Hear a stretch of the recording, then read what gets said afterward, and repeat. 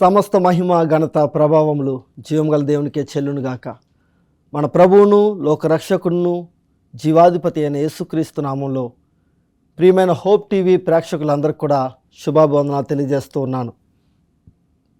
ప్రియులారా, మనము ఆది కాండంలో ఆణిముత్యాలు జెమ్స్ ఇన్ జెనసిస్ అనే శీర్షికలో 9వ వర్తమానము విశ్వాస పరీక్ష అనే వర్తమానాన్ని మనం ధ్యానించిన ఎండగా ప్రార్థన చేసుకుని పరిశుద్ధాత్మ సహాయం కొరకు అడుగుదాం. ప్రేమగల మా తండ్రి, దయగల మా ప్రభువా, మీకు వందనాలు, స్తోత్రాలు. మీ దీనదాసుని నేను మీ వాక్యం ప్రకటించుటకు నిలబడి ఉండగా మీ ఆత్మతో అభిషేకించి మీరే మాతో మాట్లాడమని యేసుక్రీస్తు నామపేట వేడుకొంచున్నాం పరమ తండ్రి, ఆమెన్. 1996 సంవత్సరము మే నెల క్యారెన్ వాట్సన్ అనే 20 సంవత్సరాల అమ్మాయి, ఆమె ట్రైన్లో ప్రయాణం చేస్తూ ఉండగా ఒక వివాహంలో అటెండ్ అవడం కొరకు మోంటానాకు వెళ్తోంది. ఈమె ఆరిగాన్ నుండి మోంటానాకు వెళ్తున్నటువంటి సమయంలో ఈమె ఊహించలేనటువంటి రీతిలో 5 పౌండ్ల 12 ఔన్సులు ఉన్నటువంటి దాదాపు 3 కేజీల బరువు ఉన్నటువంటి ఒక బేబీ బాయ్కి, ఒక అబ్బాయికి, కుమారునికి జన్మనిచ్చింది. అయితే విచిత్రమైన విషయం ఏమిటంటే ఆమె గర్భవతి అని తనకు తెలియదు. ఆమె ప్రసవించేంత వరకు ఆమె గర్భవతి అనే విషయం ఆమెకు తెలియదు. ఆమె తెలియకుండానే ఆమె శరీరంలో 105 పౌండ్ల బరువు ఉన్నది. అందులో 7 పౌండ్లు గర్భం చేత ఆమె ఈ బరువును మోస్తుందనే విషయం కూడా తనకు తెలియదు. అయితే ఆసక్తికరమైన విషయం ఏంటంటే ఆశ్చర్యకరమైన రీతిలో ఆమె ఒక చక్కని 12 శిశువుకు జన్మనిచ్చింది. ఆ యొక్క మెట్రోలో ప్రయాణం చేస్తూ ఉన్నప్పుడు ఆమె సడన్గా తీవ్రమైన నొప్పికి గురైనప్పుడు వారు పోలీసులకు ఫిర్యాదు చేసినప్పుడు వారు దగ్గరలో ఉన్నటువంటి హాస్పిటల్కి తరలించారు. ఆమె అక్కడ ఆ యొక్క బాబుకి జన్మనిచ్చింది. ఇది అద్భుతమైన విషయము. ఎందుకంటే ఆమె గర్భవతి అనే విషయం ఆమెకు తెలియదు. అదే రీతిగా ఆమెకు ఎనీమియా ఉందని, అదే రీతిగా ఆమె థైరాయిడ్ సమస్యతో బాధపడుతుందని ఇదివరకు డాక్టర్లు నిర్ధారించారు. అయితే అద్భుతమైన రీతిలో ఆమె ఒక 12 శిశువును పొందుకొని ఉన్నది. ఇలాగా పొందుకోవడం అనేది ఇది ఆశ్చర్యకరమైనటువంటి విషయం. ఎందుకంటే అప్పటి వరకు ఇలాంటి కేసులు, ఇలాంటి విషయాలు ఇదివరకే వచ్చాయి, కానీ ఇది చాలా ఆసక్తికరమైన విషయం. ఎందుకంటే క్యారెన్ వాట్సన్ అప్పటికే ప్రీమెడ్ బయాలజీలో ఆమె ఒక ఫ్యామిలీ ప్రాక్టీషనర్గా ఆమె సిద్ధపడుతుంది. కాలిఫోర్నియాలో ఆమె యూనివర్సిటీలో ఆమె చదువుకుంది, పట్టభద్రాలు ఉంది. అంత జ్ఞానం ఉన్నప్పటికి కూడా ఆమె ఒక మెడికల్ ప్రాక్టీషనర్గా ఆమె సిద్ధపడుతున్నప్పుడు కూడా అనుకోని రీతిలో ఆమె గర్భంలో ఒక శిశువు ఎదుగుతున్నారనే విషయం కూడా తెలియని రీతిలో ఆమె తల్లిగా ఉండి గర్భవతి అయి ఆమె చక్కని 12 శిశువుకి జన్మించింది. బైబిల్ గ్రంథంలో కూడా మనం చూసినట్లయితే అద్భుతమైనటువంటి రీతిలో 12 శిశువులకు జన్మనిచ్చిన వారు ఉన్నారు. వారిలో ప్రాముఖ్యంగా శారా గురించి మనం గత కార్యక్రమంలో మనం నేర్చుకుని ఉన్నాం. శారాకు దేవుడు అద్భుత రీతిలో ఐజాక్ను, ఇస్సాకును బహుమానంగా ఇచ్చున్నారు. అదే రీతిగా బైబిల్ గ్రంథంలో యోసేపును, సమూయేలును, జాన్ ద బ్యాప్టిస్ట్ను దేవుడు అద్భుతమైనటువంటి రీతిలో వారి తల్లిదండ్రులకు ఆశ్చర్యకరమైనటువంటి కుమారులుగా దేవుడు వారిని అనుగ్రహించినారు. అన్నిటికంటే ఆశ్చర్యకరమైన రీతిలో యేసుక్రీస్తు ప్రభువారిని దేవుడు ఈ లోకానికి రక్షకునిగా పంపించినటువంటి ఆయన జన్మించిన విధానము ఎంతో ఆశ్చర్యకరమైన విషయము. అయితే ఆది కాండం 21వ అధ్యాయము 1, 2, 3 వచనాలు చూసినట్లయితే జెనసిస్ చాప్టర్ 21 వర్సెస్ 1 and 2, దేవుడు తాను చెప్పిన ప్రకారము శారాను దర్శించెను. యెహోవా తానిచ్చిన మాట చొప్పున శారాను గూర్చి చేసెను. ఎట్లనగా దేవుడు అబ్రహాంతో చెప్పిన నిర్ణయ కాలంలో శారా గర్భవతి అయి అతని ముసలితనమందు అతనికి కుమారుని కనెను. ఇక్కడ దేవుడు నిర్ణయించిన సమయంలో గాడ్స్ టైమింగ్ ఇస్ పర్ఫెక్ట్. మనం ఆలస్యమని అనుకుంటాం, కానీ దేవుని యొక్క సమయము ఎంతో పర్ఫెక్ట్గా దేవుడు జరిగిస్తారు. దేవుడు దర్శించారు అనే విషయాన్ని మనం చూసినప్పుడు 1 సమూయేలు 2:21 కూడా మనం చూసినట్లయితే ఇదే విషయాన్ని మనం చూస్తున్నాము. హన్నా గొడ్రాలుగా ఉన్నది, దేవుడు హన్నాను దర్శించారు, ఆమెకు గర్భఫలం అనుగ్రహించినారు. శారా ఈ యొక్క దేవుడు అనుగ్రహించినటువంటి బహుమానాన్ని పొందుకున్నప్పుడు శారా ఇలా సెలవిస్తుంది. ఆదికాండం 21:3 మనం చూసినట్లయితే, అప్పుడు అబ్రహాము తనకు పుట్టినవాడును తనకు శారా కనిన వాడునైనా తన కుమారునికి ఇస్సాకు అని పేరు పెట్టెను. 6 మనం చూసినట్లయితే శారా అంటుంది, అప్పుడు శారా దేవుడు నాకు నవ్వు కలుగజేసెను, దేవుడు నాకు నవ్వును కలుగజేశారని చెప్తుంది. అవును ప్రియులారా, దేవుడు ఆనందాన్ని కలుగజేసే దేవుడు. నీవు బిడ్డలు లేరని దుఃఖంలో వేదనలో ఉన్నావేమో, దేవుడు అంటున్నారు నీ దుఃఖ దినములు సమాప్తములగునని దేవుడు వాగ్దానం చేస్తున్నారు. దేవుడు నీకు బహుమానాన్ని అనుగ్రహిస్తాను వాగ్దానం చేస్తున్నారు. ప్రియ సహోదరి, నువ్వు ఎంతో కాలంగా నువ్వు ప్రార్థిస్తూ ఉండవచ్చు, అనేక సంవత్సరాలుగా నువ్వు ఎదురు చూస్తూ ఉండొచ్చు, కానీ దేవుడు నమ్మదగినవాడు. ఆయన మీద ఆశ పెట్టుకున్న వారిని విడిచిపెట్టే దేవుడు కాదు. విశ్వాసంతో ప్రార్థించు, ఆయన యొక్క సమయం కొరకు ఎదురు చూడు. సొంత ప్రయత్నాలకు నువ్వు తొందరపాటు పడి సొంత ప్రయత్నాలు చేయడం కాదు, కానీ సంపూర్ణంగా దేవుని మీద ఆనుకున్నట్లయితే దేవుడు అద్భుత రీతిలో నిన్ను ఆశీర్వదిస్తారు. దేవుడు శారాకు నవ్వు కలుగజేసిన రీతిగా నీ జీవితంలో నవ్వును కలుగజేస్తారు. ఆదికాండము 22 మనం వచ్చినట్లయితే అక్కడ అబ్రహాము యొక్క కుమారుడు ఇస్సాకు చక్కని యవనస్తుడిగా ఎదిగి ఉన్నాడు. అటువంటి సమయంలో దేవుడు అబ్రహాంతో ఇలా మాట్లాడుతున్నారు. జెనసిస్ చాప్టర్ 22:1-2, ఆదికాండము 22:1-2 ఆ సంగతులు జరిగిన తరువాత దేవుడు అబ్రహామును పరిశోధించెను. ఎట్లనగా ఆయన అబ్రహామా అని పిలువగా అతడు చిత్తం ప్రభువా అనెను. అప్పుడు ఆయన, నీకు ఒక్కడయ్యున్న నీ కుమారుని అనగా నీవు ప్రేమించి ఇస్సాకును తీసుకొని మోరియా దేశమునకు వెళ్ళి అక్కడ నేను నీతో చెప్పబోవు పర్వతములలో ఒక దాని మీద దహన బలిగా అతన్ని అర్పించమని చెప్పాను. మోరియా దేశానికి తీసుకుని వచ్చి నీవు ఎంతగానో ప్రేమిస్తున్నటువంటి నీ కుమారుని బలి అర్పణగా అర్పించమని చెప్పినారు. అయితే ఈ మోరియా ప్రదేశము ఎక్కడ ఉందని మనం చూసినట్లయితే most likely the area of Jerusalem. ఎందుకంటే 2వ దినవృత్తాంతములు 3:1 మనం చూసినట్లయితే 2 Chronicles చాప్టర్ 3:1 తరువాత సొలొమోను యెరూషలేములో తన తండ్రి అయిన దావీదునకు యెహోవా ప్రత్యక్షమైనప్పుడు మోరియా పర్వతమందు దావీదు సిద్ధపరిచిన స్థలమున యెబూసీయుడైన ఓర్నాను కళ్ళమందు దావీదు ఏర్పరిచిన స్థలమున యెహోవాకు ఒక మందిరమును కట్టనారంభించెను. ఇక్కడ మనం చూసినట్లయితే మోరియా పర్వతము యెరూషలేములో ఉన్నదని మనం చూస్తున్నాం. ఈ మోరియా పర్వతము, అదే పర్వతం మీద దేవుని యొక్క మందిరమును సొలొమోను కట్టించినట్లుగా మనం చూస్తూ ఉన్నాం. అయితే ఇక్కడ విశ్వాసులకు తండ్రిగా ఉండేందుకు దేవుడు అబ్రహామును పిలిచారు. ముందు తరాల ప్రజలకు అతడి విశ్వాసము, అతడి జీవితము విశ్వాసానికి ఆదర్శంగా ఉండాలని దేవుడు ఉద్దేశించున్నారు. అయితే అంత విశ్వాసపడినటువంటి అబ్రహాము కొన్నిసార్లు తత్తరపాటు పడి, ఇదివరకు మనం నేర్చుకున్న రీతిగా శారా నా సహోదరిని చెప్పడం, అంటే దేవుడు కాపాడుతారు అనే పరిపూర్ణమైన విశ్వాసానికి బదులుగా ఇలా ఇది హాఫ్ ట్రూత్ చెప్తూ కొంచెం తన యొక్క భార్య అయినప్పటికీ ఆ యొక్క విషయాన్ని మరుగుపరిచాడు. అదే రీతిగా హాగరు వివాహం చేసుకోవడంలో దేవుడు నేను నీకు నీ గర్భానికి నేను నీ యొక్క భార్యను దర్శించి నేను నీకు బిడ్డనిస్తానని వాగ్దానం చేసినటువంటి ఆ వాగ్దానం విషయంలో వేచి ఉండలేదు. అంటే శారా చెప్పినటువంటి మాటలకు లొంగిపోయి మాటలు విని తను హాగర్ను వివాహం చేసుకున్నాడు.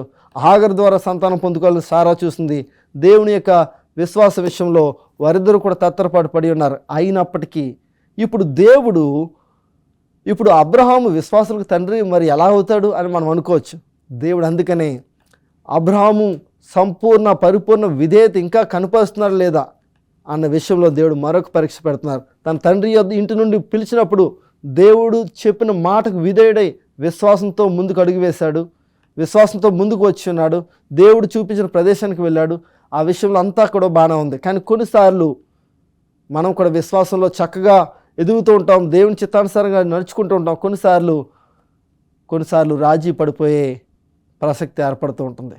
కానీ అబ్రహాము కూడా కొన్ని విషయాల్లో ఈ రీతిగా శారా తన యొక్క భార్య అయినప్పటికీ భార్యను చెప్పుకోవడానికి సందేహించి తనకు అపాయం కలుగుతుందేమో అని తాను సహోదరిని చెప్పడం మొదలుపెట్టాడు. ఇలాంటి విషయాల్లో కొంచెం రాజీ పడిపోయినట్లుగా కనిపిస్తున్నాడు. హాగర్ విషయంలో కూడా దేవుని యొక్క వాగ్దానం కొరకు రూఢిగా నమ్మి ఎదురు చూడడానికి బదులు వారి సొంత ప్రయత్నాన్ని అబ్రహామును దేవుడు తన కుమారుని బలిగా అర్పించమని చెప్పినప్పుడు ఇది దేవుడు ఒక పరీక్షగా దేవుడు తలంచి అతని విశ్వాసంలో ఎంత స్టాండర్డ్గా అతను ఉన్నాడు, ఇంకా తన మొదటి ప్రేమను కలిగి ఉన్నాడా లేదా, అతను తన యొక్క విశ్వాస తొలి దినాల్లో తనకున్నటువంటి ఆ పరిపూర్ణమైనటువంటి విధేయత కలిగి ఉన్నాడా లేదా. ఎందుకంటే కొన్నిసార్లు మానవ నైజంతో తన యొక్క భార్యను సోదరని చెప్పాడు. హాగర్ విషయంలో తన యొక్క భార్య మాట విని దేవుని యొక్క వాగ్దానం కొరకు సంపూర్ణంగా ఆగకుండా వారు సొంత నిర్ణయం తీసుకుని ఉన్నారు. కానీ ఇప్పుడు దేవుడు మరి అబ్రహామును అత్యున్నత ప్రామాణికంగా దేవుడు విశ్వాసులకు తండ్రిగా అబ్రహామును ఉంచాలనుకున్నారు కదా, దాని విషయంలో ఈ పరీక్షకు అబ్రహామును గురి చేస్తున్నారు. అయితే అది ఎప్పుడు ఏ మానవుడు ఎన్నడూ కని విని ఎరుగినంత తీవ్రమైన కఠిన పరీక్షగా ఉన్నది. మోరియా దేశానికి దేవుడు అబ్రహామును తన కుమారుని తీసుకుని వెళ్ళి మోరియా దేశంలో ఉన్నటువంటి కొండ మీద, ఆ పర్వతంలో ఒక దాని మీద, నేను చూపించే పర్వతం మీద బలిగా అర్పించమని చెప్పినారు. ఆ ఆదేశం వచ్చిన తరుణంలో అబ్రహాము వయసు 120 సంవత్సరాలు. తన తరంలో సైతం అబ్రహాము వృద్ధుడిగా పరిగణించబడ్డాడు. అతడు వృద్ధాప్యంలో ఉన్నాడు. అసలు సమాధి వైపు అడుగులు వేసే దశలో అతనున్నాడు. అటువంటి సమయంలో దేవుడు చెప్పినది పాటించడము ఎంతో కష్టతరమైనటువంటి విషయము. ఎందుకంటే తనకు దేవుడు చేసిన వాగ్దానము, నీ సంతానం ద్వారా ఈ యొక్క ప్రపంచాన్ని నిండిస్తాను, నీ సంతానం అనేక మందికి ఆశీర్వాదకరంగా ఉంచుతాను, నిన్ను జనములకు తండ్రిగా చేస్తాన్నారు అన్నారు కదా. మరి ఇప్పుడేంటి దేవుడు ఇచ్చినటువంటి కుమారుని ఇలాగా సాక్రిఫైస్ అడుగుతున్నారు అనుకున్నారు. దేవుడు ఈ సందర్భంలో తప్పించి ఎక్కడా కూడా ఎన్నడూ కూడా ఏ వ్యక్తిని కూడా దేవుడు హ్యూమన్ సాక్రిఫైస్ ఎప్పుడూ కూడా అడగలేదు, అడగరు కూడా. ఇక్కడ అబ్రహాము యొక్క విశ్వాసానికి పరీక్షగా దేవుడు ఇచ్చి ఉన్నారు.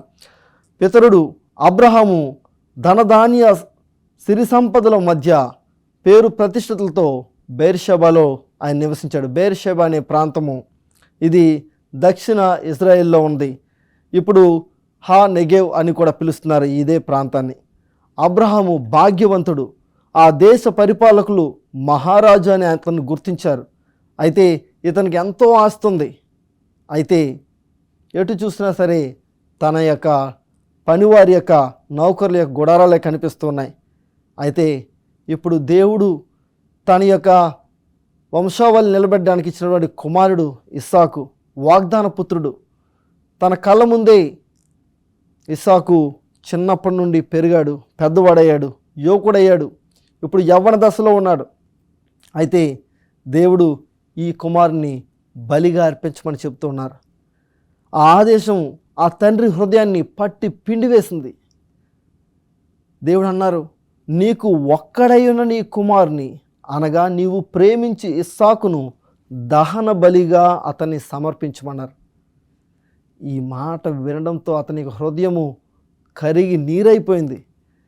ఇస్సాకు తన యొక్క కుటుంబానికి దీపం వంటివాడు, వృద్ధాప్యంలో అతడికి ఆదరణ వంటివాడు, మరి ముఖ్యంగా అతడి వాగ్దత్త ఆశీర్వాదానికి వారసుడు.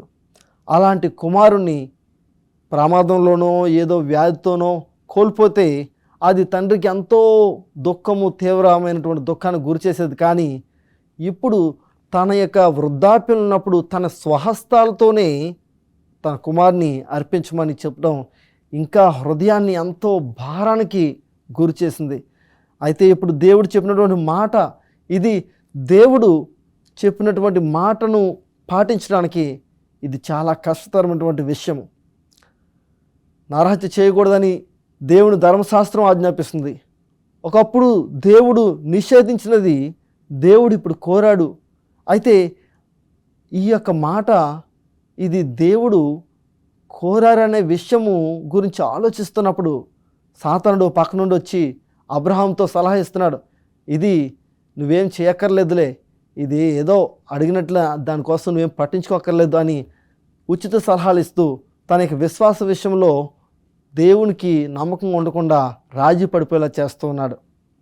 కానీ అబ్రహాము దేవుని యొక్క మాట స్పష్టంగా తెలుసుకోవాలని నిర్మల ఆకాశంలోనికి చూస్తూ, ఆకాశంలో నక్షత్రాలను చూస్తూ, దేవుడు నీ సంతానాన్ని ఆకాశ నక్షత్రాలలా చేస్తా అన్నారు కదా, అంత గొప్పగా విస్తరింపజేస్తున్నారు కదా, నా సంతానాన్ని ఇసుక రేణువులే ఆయన విస్తరింపజేస్తున్నారు కదా అన్నటువంటి 50 సంవత్సరాల కిందటి వాగ్దానాన్ని గుర్తు చేసుకున్నాడు.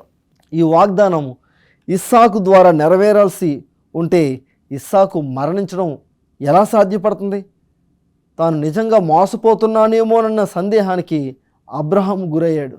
దేవుడు అబ్రహామును తన కుమారుడైనటువంటి ఇస్సాకును బలిగా అర్పించమన్నప్పుడు ఆ యొక్క రాత్రి అంతా కూడా అబ్రహాము నా కుమారుని దేవుడు బలిగా అర్పించమన్నారని ఆ యొక్క విషయం గురించి దేవుడు ఇది మరొకసారి రూఢిపరిస్తే బాగుండు, ధృవపరిస్తే బాగుండని ఎదురు చూస్తూ ఉన్నాడు. సొదొమను నాశనం చేయడానికి దేవుడు సంకల్పించినప్పుడు అక్కడికి దూతలను పంపించారు. ఇస్సాకు జననానికి ముందుగా ఈ రీతిగా దేవుడు మీదటికి ఈ సంవత్సరంన వచ్చే సంవత్సరానికి ఈ సమయానికి బిడ్డని ఇస్తానని వాగ్దానం చేస్తారు. దేవుడు చెప్పిన ఈ మాటలన్నీ కూడా గుర్తు చేసుకుంటూ మరలా అలా దూతలు ప్రత్యక్షమై చెబుతారేమో అని ఆ ప్రదేశానికి పరుగు వెళ్ళి చూస్తూ ఉన్నాడు. మరలా కనిపించలేదు. మరలా తన ప్రదేశానికి వచ్చాడు. తన యొక్క ఆశ అంతా కూడా అడి ఆశలుగా, తను చీకటి మూసివేసినట్లుగా అనిపిస్తుంది. అయితే పొద్దున్నే లేవగానే తన కుమారుని తీసుకుని మోరియా దేశానికి వెళ్ళి తన కుమారుని అర్పించాలి, దాని కొరకు బలి అర్పణ కొరకు సిద్ధపరచాలనే ఆలోచనలు తనకు వస్తూ ఉన్నాయి.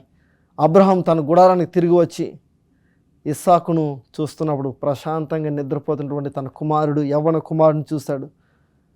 ఆ ముఖాన్ని కొద్దిసేపు చూసి అక్కడి నుండి వణుకుతూ మరలా వెనక్కి వెళ్ళిపోయాడు. మరలా షారా దగ్గరికి వెళ్ళి చూశాడు. షారా పక్కకు వెళ్ళి నిలబడ్డాడు.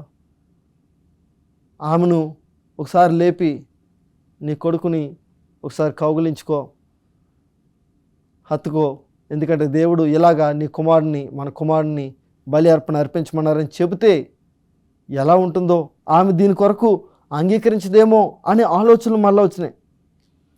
ఆ తల్లి ప్రేమ బలి అర్పణను తిరస్కరించవచ్చు అని తనకు తలంపు పుట్టింది. చివరికి అబ్రహాము తన కొడుకుని లేపి దూరాన్నటువంటి కొండపైకి వెళ్ళి అక్కడ బలి అర్పించమని దేవుడు, ఒక బలి అర్పణ అర్పించమని దేవుడు ఆదేశం ఇచ్చినట్లుగా తన కుమారుడికి చెప్పాడు. ఇలా ఇదివరకే దేవుడు ఎక్కడికి వెళ్ళి బలి అర్పించమంటే దేవుడు చెప్పిన ప్రదేశానికి వెళ్ళి అర్పించడానికి తన తండ్రితో పాటు ఒక బలిపీఠం మీద బలి అర్పించడానికి ఆరాధనకు అబ్రహాంతో కలిసి ఇస్సాకు వెళ్తూ ఉండేవాడు కనుక ఇది అతనికి కొత్తగా ఏం అనిపించలేదు. ఏదో ఒక బలి అర్పించడానికి దేవుడు పిలిచారు, అక్కడికి వెళ్తున్నాం అనుకున్నాడు అంతే. అయితే తండ్రి కొడుకులు జతగా నిశ్శబ్దంగా నడిచి వెళ్తున్నారు. తన మనసులో ఉన్నటువంటి రహస్యం గురించి ఆలోచిస్తూ అబ్రహాము ఏమీ మాట్లాడలేదు. అయితే ఇస్సాకు ఈ విషయం చెప్పలేదు. ఇస్సాకు దేవుడు నిన్నే బలిగా అర్పించమన్నారన్న విషయం చెప్పలేదు. వారు వెళ్తూ ఉండగా ఆ రాత్రి అంతా మరొక రాత్రి దారిలో గడిచింది. ఆ రాత్రి అంతా యవనస్తులు తనతో పడినటువంటి ఇద్దరిని తీసుకుని వెళ్ళి ఉన్నాడు. ఆ యొక్క యవనస్తులు ఈ తన కుమారుడైనటువంటి ఇస్సాకు చక్కగా నిద్రపోతున్నారు, కానీ అబ్రహాముకి నిద్ర పట్టలేదు. ఆ రాత్రి అంతా కూడా ప్రార్థనలు గడిపాడు. మరలా దేవుడు మాట్లాడితే బాగుండు అని ఆలోచిస్తూ ఉన్నాడు. అయితే మరలా తర్వాత రోజు కూడా అదే రీతిగా వినయ ప్రార్థనలో మరో రాత్రి గడిపాడు. సందేహాలు పుట్టించడానికి, అపనమ్మకం పెంచడానికి సాతానుడు దగ్గరగా వచ్చి అతన్ని శోధించడానికి ప్రయత్నిస్తూ ఉన్నాడు. కానీ అబ్రహాము సాతాను శోధనని, సాతాను యొక్క ఆలోచనల్ని త్రోసిపుచ్చాడు. దేవుని యొక్క చిత్తం కొరకు ఎదురు చూస్తుండగా మూడో రోజు ప్రయాణం ప్రారంభించడానికి సిద్ధంగా ఉన్నప్పుడు ఉత్తర దిశగా చూసినప్పుడు అక్కడ మొరియా పర్వతం మీద దేవుని యొక్క మేఘం కనిపించింది. ఒక చక్కని మేఘం ప్రకాశవంతంగా కనిపించినప్పుడు దేవుడు నిజముగా అక్కడికి వెళ్ళి బలి అర్పించమన్నారనే విషయాన్ని రూఢి చేసుకుని వెళ్ళి ఉన్నాడు. దేవుని మీద సనుక్కోలేదు. దేవుడు ఈ యొక్క కుమారుని ఇచ్చినటువంటి దేవుడు ఆయన్ను తీసుకోవడానికి ఆయనకు హక్కు ఉందా లేదా? ఆయనకు హక్కు ఉంది. ఆయనకి సర్వదా ఆయనకి సమస్తము మనం ఆయనకు హక్కుదారులము. ఆయనకు మనం చెందిన వారమని దేవుడు ఇచ్చినటువంటి బిడ్డను తీసుకునే హక్కు ఆయనకి లేదా? ఉందని నమ్మకంతో ముందుకు వెళ్ళాడు. ఇస్సాకు సూచక్రియ వల్ల జన్మించిన కుమారుడు. అతన్ని ఇచ్చినటువంటి శక్తి అతని ప్రాణాన్ని పునరుద్ధరించలేదా? దేవుడు ఇస్సాకును ఒక బహుమానంగా అద్భుత రీతిలో వృద్ధాప్యంలో ఇచ్చున్నారు.